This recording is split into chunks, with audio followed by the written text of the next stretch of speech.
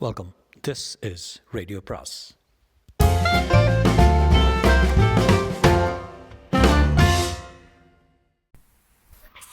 அனைவருக்கும் அன்பு வணக்கம். ராஜேஷ்குமாரின் நில் கவனி காதலி அத்தியாயம் 7.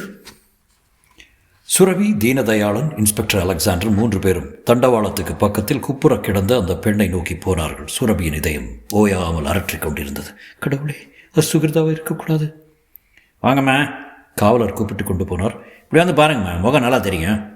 சுரபி உடல் நடுங்கிக் கொண்டே போய் கீழே விழுந்து கிடந்த பெண்ணின் முகத்தை பயத்தோடு எட்டி பார்த்தால் அது சுகிர்தா இல்லை. கடவுளே, உனக்கு நன்றி. சார், இது என்னோட தங்கச்சி கிடையாது.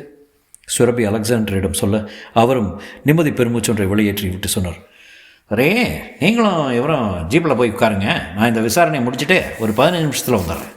சுரபியும் தீனதயாளனும் தலைகளை அசைத்துவிட்டு மரத்தின் நிழலில் நின்றிருந்த போலீஸ் ஜீப்பை நோக்கி போனார்கள். பாதுகாப்பு சுரபி, நான் என்ன சொன்னேன்? ரயிலில் அடிபட்டு இறந்து போகிறது உங்கள் தங்கச்சியே இருக்காதுன்னு சொன்னேன். அது அதே மாதிரி தானே இருந்தது. சார், அந்த பயத்தில் இருந்து விடுதலை கிடச்சிட்டாலும் இப்போது மனசுக்குள்ளே புது கவலையும் பயமும் வந்துருச்சு. அதுக்கு என்னன்னு எனக்கு தெரியும். உங்கள் தங்கச்சி கல்லூரிக்கு போகாமல் வேற எங்கே போயிருப்பா அப்படிங்கிற பயம் தானே? ஆமாம்.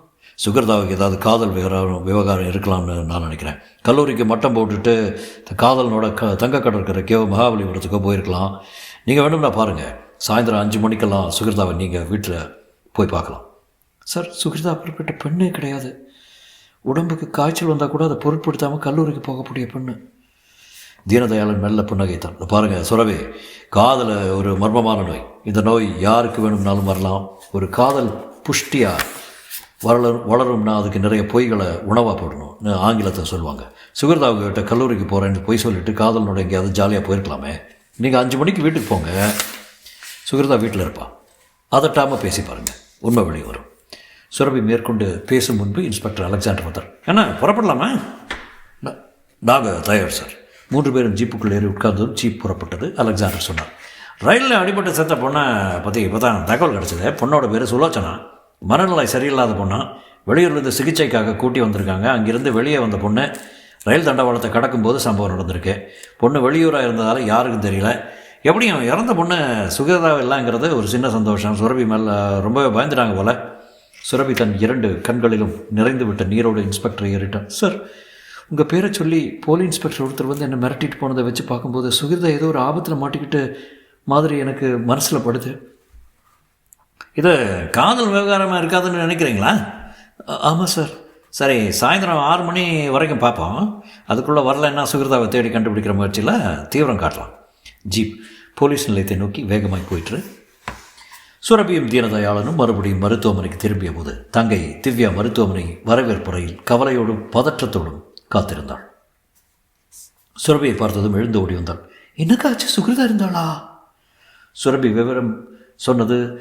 விவரம் சொன்னது நெஞ்சில் 2 கைகளையும் வைத்துக்கொண்டு அதிர்ந்தாள் திவ்யா. சில வினாடி மௌனத்துக்கு பிறகு சொன்ன, அக்கா, நான் ஒரு உண்மையை சொல்லட்டுமா?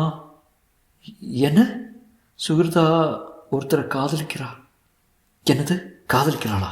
ஆமாக்கா, இந்த வருஷம் விஷயம் எனக்கு 2 நாளைக்கு முன் தான் தெரிஞ்சுது.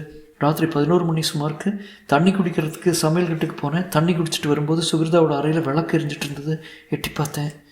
சுகிர்தா குப்புறப்படுத்திக்கிட்டு ஒரு புத்தகத்தை பிரித்து வச்சு உத்து பார்த்துட்டு இருந்தா. ஒரு பாட புத்தகம் மாதிரி தெரியாமல் போகவே அது என்னென்னு தெரிஞ்சுக்கிறத பக்கத்தில் போய் பார்த்தேன். புத்தகத்தில் ஒரு இளைஞனோட புகைப்படம் இருந்தது. சுரபியின் கண்களில் அதிர்ச்சி அலைகள் பரவியது. புகைப்படமா? ஆமாக்கா, என்னை பார்த்தது சுகிர்தாவுக்கு வேர்த்து கொட்டிச்சு. என் கைகளை பிடிச்சிட்டு, சுரபி, அக்கா கிட்ட சொல்லிடாத எனக்கு எஞ்சினா. நான் அவன் யாருன்னு கேட்டேன். அவன் பேர் ரகு. அடையாறு சாந்தி நகர் கம்ப்யூட்டர் கம்பெனியில் வேலையான். படத்தை வாங்கி பார்த்தேன். ஆள் அழகாக தான் இருந்தான். திவ்யா சொல்ல தீனதயாளன் குறுக்கிட்டான். பார்த்துக்கலாம் சுரபி, நான் என்ன சொன்னேன்? இது காதல் விவகாரம் தான். ஒரு பொண்ணுக்கு காதல் வந்தால் தான் கல்லூரிக்கு மட்டம் போட்டுட்டு இப்படியெல்லாம் வெளியே போக முடியும். நீங்கள் வேணும்னா பாருங்கள், சாயந்தரம் 5 மணிக்கெல்லாம் சுகிர்தா வீட்டுக்கு வந்துடுவா. சுரபி திவ்யாவை உறைந்த பார்வை பார்த்தாள். இந்த விவகாரத்தை என்கிட்ட உடனே சொல்லியிருக்க வேண்டாமா? ஏன் மறைச்ச? அக்கா கிட்ட சொல்லிடாத நான் அவன் என் கைகளை பிடிச்சிட்டு அழும்போது நான் என்னக்கா பண்ண முடியும்? அவன் பேர் என்ன சொன்னேன்? ரகு. கம்ப்யூட்டர் கம்பெனியில் தானே வேலை? ஆமாக்கா, அடையாறு சிக்னலுக்கு பக்கத்தில் அந்த கம்பெனி இருக்கான். கம்பெனி பேர் என்னவோ சொன்னால் ஞாபகம் வரல. திவ்யா சொல்லி கொண்டிருக்கும் போதே அந்த நர்ஸ் அவர் பக்கத்தில் வந்து நின்றாள். விசால் அம்மாவுக்கு வேண்டியவங்க நீங்கள் தானே? ஆமாம். டாக்டர் உங்களை கூப்பிட்றார். அம்மாவுக்கு இப்போ எப்படி இருக்கு? டாக்டர் சொல்லுவார் போங்க. 3 பேர் மருத்துவரின் அறை இருந்த திசை நோக்கி போக திடீரென்று சுரபி மட்டும் சற்று தயங்கி நின்று மெல்லிய குரலில் சொன்னார், நீங்கள் 2 பேரும் போங்க, நான் இப்போ வந்துடுறேன். தீனதயாளனும் திவ்யாவும் தலைகளை அசைத்து கொண்டே நகர்ந்து போய்விட சுரபி சுற்றுமுற்றும் பார்த்துவிட்டு அந்த பெரிய தூணை நோக்கி போனாள். தூணின் மறைவில் நின்றிருந்து அவளுடைய காதலன் சத்தியன் வழிபட்டான், படப்படுத்தான்.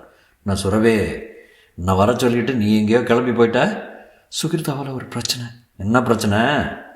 அதையெல்லாம் விவரமாக சொல்லிட்டு இருக்க நேரம் இல்லை சத்யன். ராத்திரி ஃபோனில் பேசும்போது எல்லாத்தையும் சொல்கிறேன். இப்போ நீங்கள் கிளம்புங்க.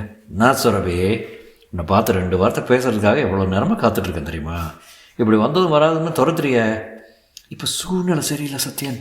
சுகிருதாவோட பிரச்சனையால் என் மனசு குழம்பி போய் கிடக்குது. ப்ளீஸ் புறப்படுங்க. இந்த ஆள் தான் உன்னோட பாஸா? ஆமாம். ஆள் ஜம்னு இருக்கான். பேர் என்ன சொன்ன? தீனதயாளன். பணம் வந்தாலே பந்தாவும் வந்துடும் போல இருக்க. சத்யன் உங்கள் கூட நின்று சாவகாசமாக பேசிகிட்டு இருக்கேன். எனக்கு நேரம் இல்லை. டாக்டர் கூப்பிட்ருக்காரு, நான் போகணும். நீங்கள் கிளம்புங்க, எல்லாத்தையும் அப்புறமா பேசிக்கலாம். சரி, ராத்திரி எத்தனை மணிக்கு நீ ஃபோன் பண்ணுவ? 8 மணிலேருந்து 9 மணிக்குள்ளே. மறந்துட மாட்டிய? என்றைக்கு நான் மறந்துருக்கேன்? இல்லை, புதுசாக சில உறவுகள் உனக்கு கிடச்சிருக்கு, அதனால் மறதி வந்துடுமோன்னு நினச்சேன். சத்யன், நீங்கள் பேசுகிறது சரியில்லை. நானே ஏகப்பட்ட மன கஷ்டத்தில் இருக்கேன். நீங்களும் உங்கள் கஷ்டத்தை குத்தி பேச வேண்டாம். உங்கள் இஷ்டத்துக்கு குத்தி பேச வேண்டாம். சாரி சுரபி, சும்மா ஒரு தமாஷ்காக சொன்னேன். ராத்திரி 8 மணிலேருந்து 9 மணிக்குள்ளே உங்கள் ஃபோன் எதிர்பார்க்குறேன். நான் வரட்டுமா? சத்யன் வேகமாய் நகர்ந்து அங்கிருந்து திரும்பி கிளம்பி போய்விட சுரபி எதிர் திசையில் நடந்து மருத்துவரின் அறையை நோக்கி போனாள்.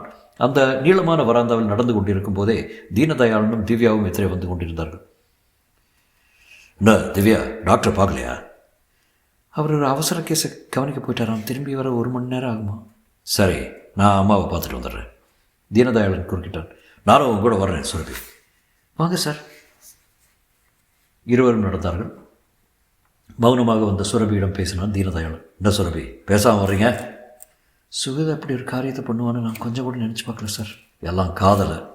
சாயந்தரம் வீட்டுக்கு வந்துடுவாளா சார்? வராமல்? பயமாக இருக்குது சார். எதுக்கு பயம்? சுகிருதாவை காதலிக்கிறது அந்த ரகு நல்லவனா கெட்டவனான்னு தெரியாது. சுகிருதா படித்த பொண்ணு, அப்படியெல்லாம் ஏமாந்துட மாட்டா. ஒரு நல்ல நபரை தான் தேர்வு பண்ணியிருப்பா. சுரபி மேற்கொண்டு பேசும் முன்பு பின்பக்கம் இருந்து அந்த குரல் கேட்டது. மேடம். இருவரும் திரும்பி பார்த்தார்கள். மாநிலத்தில் திருத்தமாய் ஒரு இளைஞன் நின்றிருந்தான். தயக்க நடையோடு பக்கத்தில் வந்து கேட்டான். மேடம், நீங்கள் சுகிருதாவோட அக்கா சுரபி தானே? ஆமாம். நீங்கள்? என் பேர் ரகு. தொடரும்.